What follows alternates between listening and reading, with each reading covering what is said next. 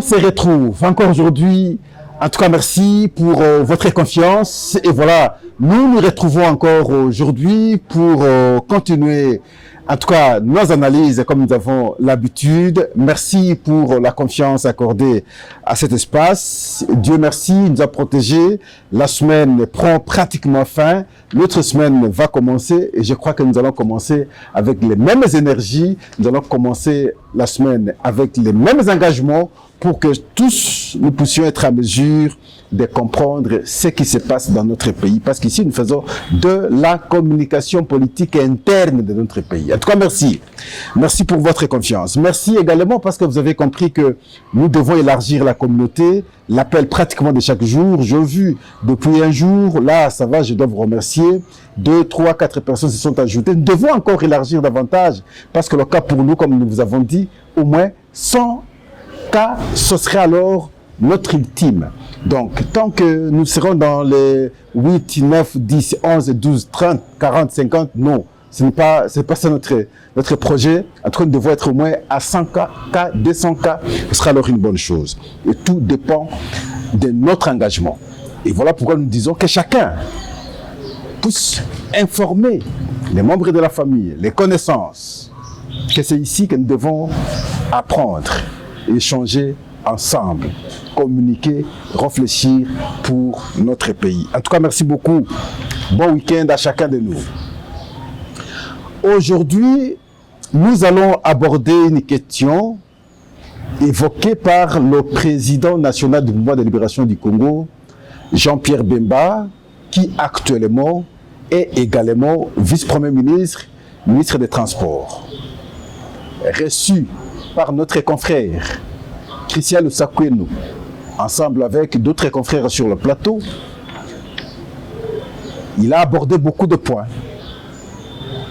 Les points en rapport avec son secteur, les points politiques, la question du changement ou révision de la Constitution, aussi la position que prend souvent l'Église catholique. Et c'est à ce dernier point de l'Église catholique que nous allons analyser aujourd'hui. Pour Jean-Pierre Bemba, il n'arrive pas à comprendre pourquoi l'Église catholique, à chaque homélie, aborde des questions à caractère politique. Et là, Pascal aussi, je tente de lui donner raison. Apparemment, ça se fait un peu avec excès. À chaque homélie de l'Église catholique, vous sentez qu'on n'est pas dans l'explication des versets bibliques, on est plus dans l'interpellation de la gestion de l'État. Je ne refuse pas, de mon point de vue, que l'Église interpelle les gestionnaires. Pourquoi je ne refuse pas? Parce que de cette interpellation, si la gestion est efficiente et que chaque Congolais se retrouve, c'est une très bonne chose pour chacun de nous. Aussi, l'Église, à travers ses diocèses, vit cette difficulté, vit cette pauvreté, vit les conditions difficiles que connaissent nos concitoyens à l'intérieur du pays. Ça, c'est évident. Mais ce n'est pas encourageant, d'autant plus que l'Église a la première mission d'abord, en tout cas, de prêcher l'évangile de Jésus-Christ. Mais on aurait l'impression comme si cette approche vient au second plan et l'Église ne pense que dans les reproches, dans les interpellations sur la gestion de l'État par les acteurs politiques. Jean-Pierre Bemba dit, les considère comme des politiques en soutane. Est-ce que c'est fort? Est-ce que c'est modéré? À chacun de pouvoir apprécier, mais au moins, nous voyons comment d'autres églises font des interpellations, mais que cela ne se fasse pas, s'il vous plaît, à chaque homélie, sur 10 minutes de l'homélie, au lieu de prêcher l'évangile, vous prenez au moins 8 minutes pour simplement interpeller et 2 minutes pour citer le nom de Jésus, et l'église prend fin et les gens rentrent dans leur maison. Non, ce n'est pas une bonne chose aussi. Mais la grande révélation de Jean-Pierre Bemba, en fait, qui n'est pas une grande révélation pour Pascal, parce que Pascal l'abordait, vous allez vous en souvenir, lorsque nous allons aborder la question. Jean-Pierre Bemba dit C'est là le nœud de notre analyse. Le gouvernement, le régime de Tshisekedi Félix a donné à l'Église catholique autant de millions de dollars américains qui a fini par servir les différents diocèses. En d'autres termes, chaque diocèse a pu bénéficier au moins 1 million de dollars américains. Et bien entendu, par la construction des œuvres de développement dans chaque diocèse. Ça semblait être fort et les gens étaient surpris. Et pourtant, moi, Pascal, je vous parlais, vous allez vous en souvenir, dans les numéros passés, je vous parlais de 300 000 dollars américains par diocèse. Vous allez vous en souvenir. Je vous parlais de 300 000 dollars américains par diocèse que l'Église a pu bénéficier de la part de l'État, de la part du régime de Félix Antoine Tshisekedi. Après cette révélation de Jean-Pierre Bemba, c'est l'Église qui va répondre. Jean-Pierre Bemba. L'Église dit, non, ce que Jean-Pierre Bemba dit, ce n'est pas vrai. Pourquoi? Parce que l'Église n'a pas reçu 1 million par diocèse. Mais l'Église a reçu d'abord 300 000 comme premier paiement et 300 000 autres comme deuxième paiement. Le total fait 600 000 par diocèse. Ça, c'est l'affirmation de l'Église. Et l'Église dit, bien qu'on ait bénéficié de cet argent, l'Église n'a jamais demandé de l'État, du régime, cet argent. Alors Pascal dit ceci. C'est là où ça devient intéressant. Je réponds à mes petits frères journalistes, je le vois, ils disent l'Église a contredit Jean-Pierre Bemba. Non, lorsqu'une telle version est lancée, il n'y a pas la contradiction. Au moins que, je ne sais pas, les études que tous nous avons fait, ce n'est pas la contradiction. Ça, c'est la confirmation de ce que Jean-Pierre Bemba a dit. Si Jean-Pierre Bemba parlait d'1 million par diocèse et que l'Église reconnaît que chaque diocèse a pu recevoir au moins 600 000 dollars américains, le gap, c'est de 400 000. Mais la différence, c'est à quel niveau? Donc, la substance en termes de formation, c'est que l'Église, à travers ces diocèses, chaque diocèse a pu bénéficier au moins 600 000 dollars américains de la part du gouvernement, de la part du régime actuel, régime de Félix Antoine Tshisekedi. C'est cela l'information. L'Église va plus loin, comme je dis, je n'ai pas demandé, l'Église n'a pas demandé. Mais alors, ça devient encore très intéressant. Si vous n'aviez pas demandé et qu'on vous donne une telle somme, mais la personne qui vous donne, elle est extraordinaire. Sans votre demande, la personne vous donne l'argent. Avec souci que vous puissiez maintenant, chacun dans son diocèse, puisse appuyer nos populations par les œuvres de développement. Mais c'est très intéressant. Mon point de vue, c'est très très intéressant. Alors, vous vous rendrez compte que c'est pratiquement la première dans l'histoire du monde. Le monde en question ici, c'est le Congo, notre pays. Depuis Kasavubu, Mobutu, Laurent Désiré Kabila, Joseph Kabila, aujourd'hui Félix Antoine Tshisekedi, aucun régime, de mon point de vue, de ma connaissance, n'a collaboré de telle manière avec l'Église, n'a su appuyer l'Église de cette façon. Pas avec des soutanes, pas avec des mini-frétins, mais avec des montants colossaux. 600 000 dollars américains par diocèse. Mais l'Église aurait dû être très fière d'un tel régime, parce que l'argent, ce n'était pas pour les individus, était pour que vous puissiez maintenant à quoi appuyer l'État, appuyer le pays par la construction des œuvres utiles au nom de la population. Mais curieusement, comme nous avons parlé, à chaque homélie, c'est des attaques contre le même régime qui s'est appuyé l'Église catholique. C'est là où Pascal, moi, je ne comprends pas. Je ne comprends pas. Oui, j'encourage, parce que les quelques critiques que vous formulez, ça pousse bien entendu, les gestionnaires à revoir leur manière de faire le travail. Mais en même temps, je ne sais pas trop encourager lorsque ça se fait avec excès, alors que l'Église en question, enfin le régime en question, vous appuie, vous l'Église, avec des montants colossaux, comme je parlais ici, de 600 000 $ américains par chaque diocèse. Mais nous devons nous poser la question maintenant. L'argent reçu, oui. Est-ce que l'Église reconnaît? L'Église reconnaît. À quelle hauteur? 600 000 $ américains par chaque diocèse. Qu'est-ce que les diocèses ont fait de cet argent? C'est là la vraie question. C'est là que l'Église ne sait pas répondre. On peut bien reprocher les autres dans leur gestion. On peut bien. Mais vous avez reçu par diocèse 600 000 $ américains. Vous-même, vous reconnaissez. Qu'est-ce que vous aviez fait des 600 000 $ américains reçus? Parce que l'objectif ultime a été, recevez l'argent, construisez maintenant des œuvres utiles pour la population. Qu'est-ce que vous avez fait de cet argent? C'est là la question. Est-ce que la population s'est retrouvée de cet argent?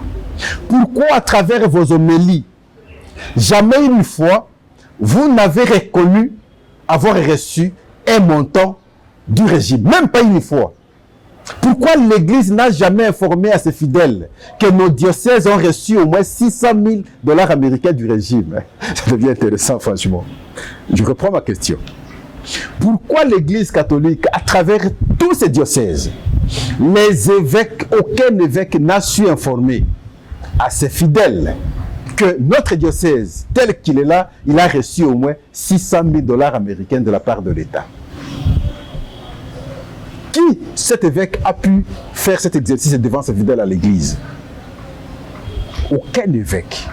Alors maintenant, lorsque vous n'aviez pas fait ça, mais vous ne savez que critiquer, l'intention était laquelle de l'argent reçu? C'est pour vous servir et non servir. Si c'était pour servir, vous auriez dû, à travers les œuvres en question, informer la population que l'œuvre que nous sommes en train de réaliser, c'est grâce à l'État qui nous a donné son argent et nous sommes en train de réaliser telle œuvre. Mais parce que vous n'aviez pas eu l'intention de servir, c'était pour vous servir vous-même, vous n'aviez pas informé cela à l'opinion, vous n'aviez pas informé cela aux fidèles. Aucun fidèle de l'Église catholique ne savait que les diocèses ont reçu plutôt 600 000 $ américains, par diocèse bien entendu, 600 000 $ américains de la part de l'État. Pourquoi avoir caché l'information? L'intention, c'est laquelle? L'intention, c'est laquelle? Et voilà donc, substantiellement, Jean-Pierre Bemba n'a pas menti. Jean-Pierre Bemba a dit la vérité, une vérité confirmée par l'Église catholique à travers sa réponse. Jean-Pierre Bemba parlait de 1 million. L'Église catholique parle de 600 000 par diocèse. Et donc, c'est une confirmation au propos de Jean-Pierre Bemba. Je pense que l'Église devrait s'amender, comme je le dis, parce que l'argent reçu était pour la construction des œuvres. Et l'Église n'a jamais informé ses fidèles de l'argent reçu par l'État. Moins encore des œuvres réalisées, si celles-ci ont été réalisées. J'aurais voulu que l'Église se taise. Oser répondre à une telle question à partir du moment où vous aviez reçu l'argent, ça ne l'honore pas, de mon point de vue. Parce que Jean-Pierre Bemba n'a pas menti. Si Jean-Pierre Bemba avait menti, l'Église aurait dû simplement dire que nous n'avons jamais reçu quelque chose de la part de l'État. Aucun diocèse n'a reçu l'argent de la part de l'État. Ce n'est pas cette version. Aucun diocèse n'a reçu l'argent de la part de l'État. À ce moment-là, on dirait Jean-Pierre Bemba a menti. Mais lorsque l'Église affirme que nous avons reçu par 2 paliers, 300 par diocèse, le montant de 600 000 $ américains par chaque diocèse, et donc là, l'Église reconnaît avoir reçu l'argent, et par conséquent, Jean-Pierre Bemba n'a pas menti. Mais vous avez un tel partenaire. Comment ne pas bien collaborer avec le partenaire? Parce que le développement dont on parle, les difficultés, la souffrance dont on parle pour la population, mais l'État doit travailler avec les collaborateurs, avec ses partenaires, avec les privés. Donc, les privés pour moi ici, c'est l'Église catholique aussi. Mais lorsqu'on donne l'argent aux privés, les privés ne font rien. Mais les mêmes privés maintenant condamnent l'État de n'avoir pas résolu tel problème. La faute à qui cette fois-là? Ce n'est pas aux privés qui ont reçu l'argent?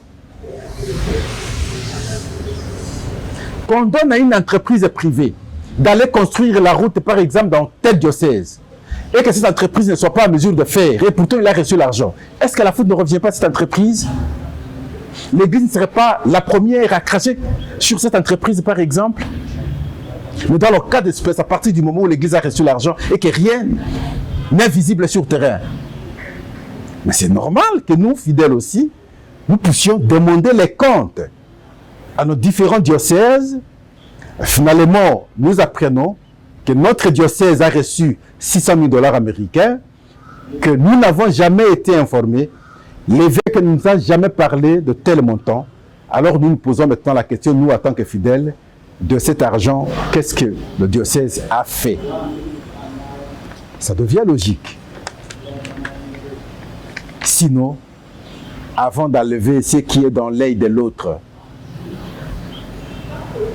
la moindre des choses, c'est de vous soigner d'abord vous-même. En tout cas, merci beaucoup. Ça a été une précision comme pour vous dire que ce que fait l'Église, Pascal, j'ai toujours encouragé. J'ai toujours dit, n'importe qui ne devient pas évêque. Pour devenir évêque, il y a tout un chemin à parcourir. Vous devez faire le petit séminaire, le grand séminaire, et ainsi de suite. Nombreux sont des docteurs en philosophie. Nombreux sont des docteurs en théologie. Et voilà, vous devenez. Et après, beaucoup de risques. Mais c'est une crème d'intelligence qui aiderait notre nation, non seulement à travers les critiques comme ils le font, mais aussi à travers les conseils, les bons cette fois-là. Je vous ai parlé toujours d'une personnalité de l'Église aujourd'hui au sommet, je ne veux pas citer son nom aujourd'hui, qui était l'évêque dans mon diocèse de Kolé. Dans ce diocèse, quand tu vas là-bas, personne n'aime citer son nom. Pourquoi? Parce que tout ce qui était pour le diocèse, il avait emporté. Les relations avec les sœurs religieuses, ainsi de suite, ça posait tout un problème. Je ne veux pas citer des noms, mais les plus avertis peuvent comprendre. Je cite ici le diocèse de Kolé. En tout cas, merci beaucoup. Nous, on s'arrête aujourd'hui là, parce qu'il était important que nous puissions vous fixer. Beaucoup ont tuté. Je me suis réservé de citer les noms de mes confrères. S'il vous plaît, si vous avez été à l'école, vous ne pouvez pas argumenter que Jean-Pierre Bemba a été contredit. S'il vous plaît, encore que l'Église reconnaît avoir reçu 600 000 $ américains par diocèse. C'est une reconnaissance claire, pas d'ambiguïté. Et par cela, vous ne pouvez pas dire que Jean-Pierre Bemba a été contredit. Jean-Pierre Bemba a été confirmé. Ses propos ont été confirmés par l'Église. Demain, dimanche, nous allons revenir sur une question importante en rapport avec la position du Rwanda aujourd'hui, à quelques jours de la rencontre entre le président de la République, Félix Antoine Tshisekedi, et l'agresseur Paul Kagame. La date a été avancée et aujourd'hui, c'est le ministre des Affaires étrangères rwandais qui commence à donner des prétextes. Et ça risque de compliquer les échanges. Nous allons aborder cette question et aussi la question en rapport avec la peine de mort les arrêts rendus par la haute cour militaire en appel, est-ce qu'ils iront en cassation? Je ne crois pas trop. Et voilà, cette question nécessite des analyses. Nous allons revenir demain aborder la question. Merci, au revoir.